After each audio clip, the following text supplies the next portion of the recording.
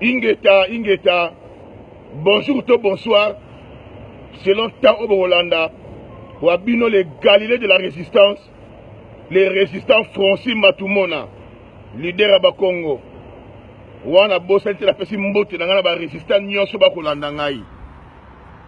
Ya Thierry le commando kuna na mboka ya Danemark, Ndeko Aigle du Ciel, na mboka Hollande, Mama Coco Madera, na mboka ya Belgique, chef d'état-major Papi Kawaya, Maman Magui Moseka, Jeannette Pisa Bamawete, Master Nangai Aimé Balouche na mboka Lyon. Na leki lelo kaka ndenge na lobaka, la patrie a besoin de nous. Ce qui les camps a formé bino peuple congolais ali et c'est ngelito le kakapoete manoki na biso ezali minoko na biso na ba caméra oyo to sala rapona kozula bino bilili. Bandeko na sali vidéo oyo na mawa nyonso et puis regret à komona comportement ya ba combattants d'Afrique du Sud par rapport à conclave oyo toko lekana ya imposteur Moïse Soriano Katumbi. Bandeko lobi na uti musala na ko sa appel aussi en Afrique du Sud. Félicitations à combattant de Mafimbo. Félicitations à combattant Patinjoko. Binomi Balende Bosaki Lumbe Lumbe. Les restes ba corrompus. Na regretté comment le comportement il y a un grand combattant qui a fait lire. Oyo aboya corruption ya ambassadeur Mpoko. Mais andimi ba corrompre ye na 300 rand. Équivalent 20 € na polo. Ba combattant ya Afrique du Sud ba corrompre bango na 20 € na polo moko. Mbongo Soriano appuyé na mboka na biso. Mawa. Il est bande konanga libita. Mawa. Congolais Bossani dossier à 500 tracts 500 remorques oyo ya kombo akuna matata sans rival ozalaki wana otunaki ye question te ya dossier 500 tracts akuna matata ebandeki kosala nini na mboka na biso butu moi kopille bairanium bacuivre bakobatisaka tanga ezoleka na nzela ya Zambie efutaka péage te. Soriano aza kopille ba richesse na biso azali kofe traverser na mboka na ye Zambie, mboka ya bamama na ye, pays na ye d'origine po ete kende libanda ya Afrique. Mais azwi mbongo wana ekokorrompre bino asalisi conclave oyo ya ye na baopposant na ye ya nzalo amemeli bino kuna na ba journaliste ne ya ba collabo ba traître amemeli bino kuna bosopani bosopi boule boke kowele na kokanga na bango ba photo Eliezer aze loko te preuve na poto soka ye abatamaka mais combattant ya Afrique du Sud asopi boule combattant ya Afrique du Sud amituni te bayaka kosala bino na poto mais pour nini bake kuna. Soriano un politicien sans parti politique. Depuis Alongwa na majorité, soi-disant, Alongwa na PPRD. Parti politique, il y a Moïse Soriano opposition ezali nini. G7 ezali plateforme, il y a 7 partis politiques. Alongwa qui na majorité. Il y a Outaki na PPRD. Il fallait aller comme à G8. Mais il y a na opposition à manipuler G7. Pour ça, bambongo.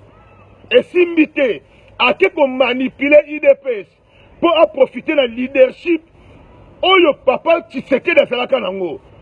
Et simbité pour le oyo, IDPS sont mis mal crédible. Les colons ya Soriano. Alongwe wana, alingi ko créer oya yé les sous mouvement moko ya plateforme. Il y a quelques partis politiques oyo majorité, ce sont les infiltrés. Nana yebite caméra azali infiltré à yela biso na opposition. Preuve, Francis Kalombo aloba yango na ba émission wana zali nanu na PPRD. Banani ba yebite que MLC à chaque fois banjé politique et na mboka wana kaka MLC mutu et trahissant le peuple congolais. Banani ba yebite. Pour te salir parti à commerçant. Namba opposé le coup là Jean-Claude Mouemba. Nekonanga mu Congo ya zoba. Bazali ko manipuler yo boye. Pour na pia katonini. Allez ba combattre ya Afrique du Sud. Bozui mutu oyo atasi conclave na ye. Ezali financer na poche na ye. Na master na ye président ya Mamelodi Sundowns. Patrice Motsepe. O bazali milliardaire sud-africain d'origine rwandais touti. Ayibi mbongo.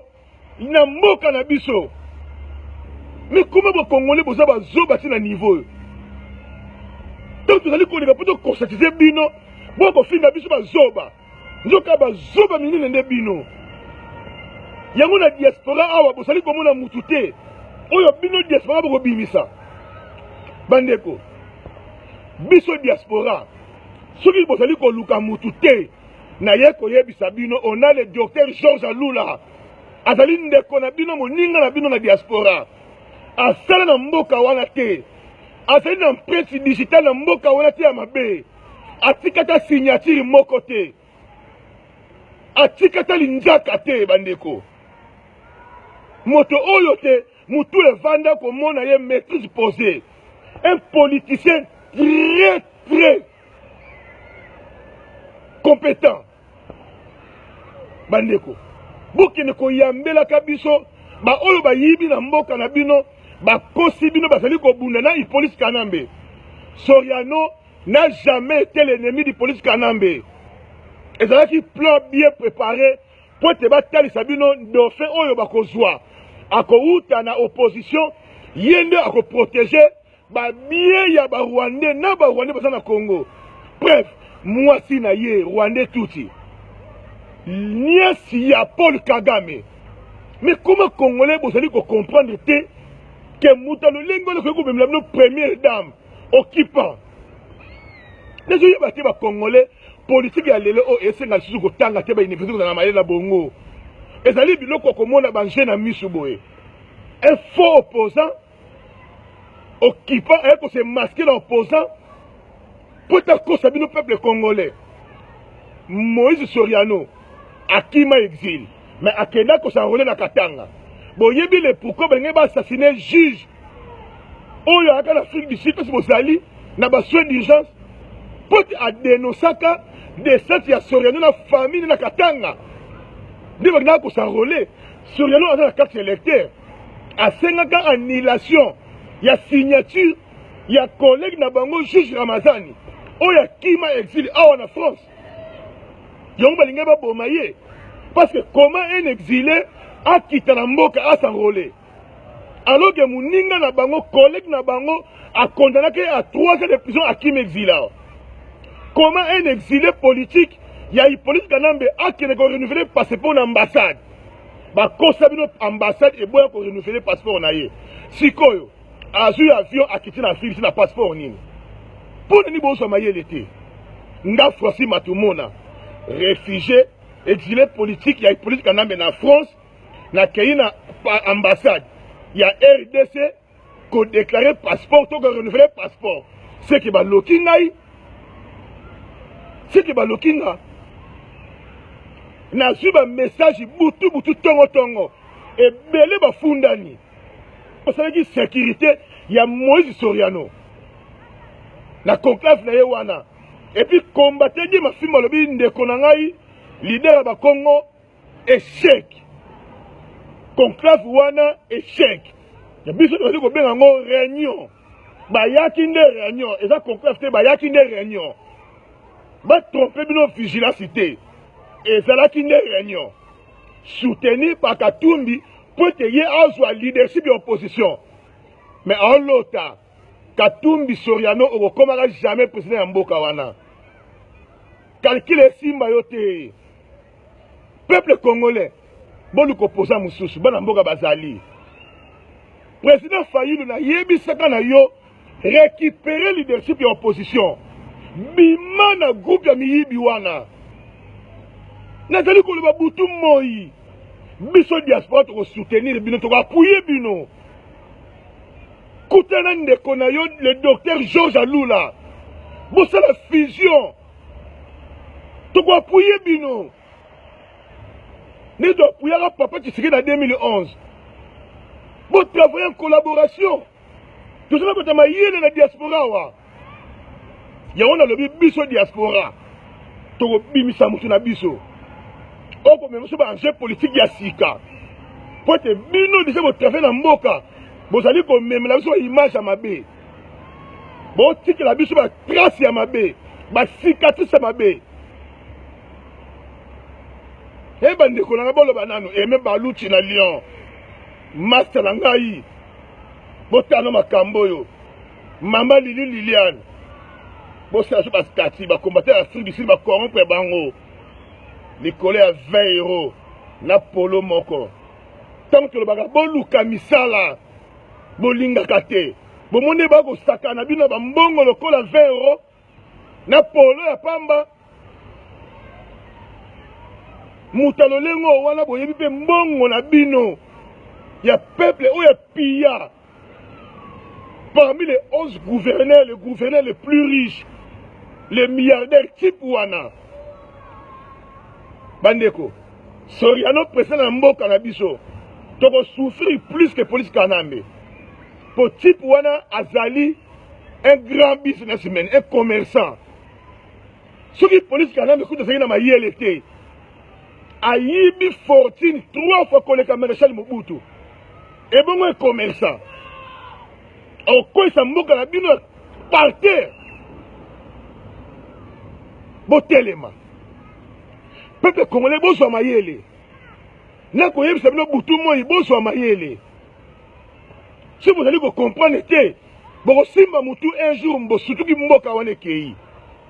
Pour te Soriano, vous devez accomplir balkanisation, vous allez mission à occupant. Pour te police qui n'a pas aussi les sangote. Ngana zali koyebi sabino. Nana regret ma casse comme on a bizalé le abino. Mutaloba a ko trahira ka jamais police kanambe. Vous comprenez seulement wana tin nangote.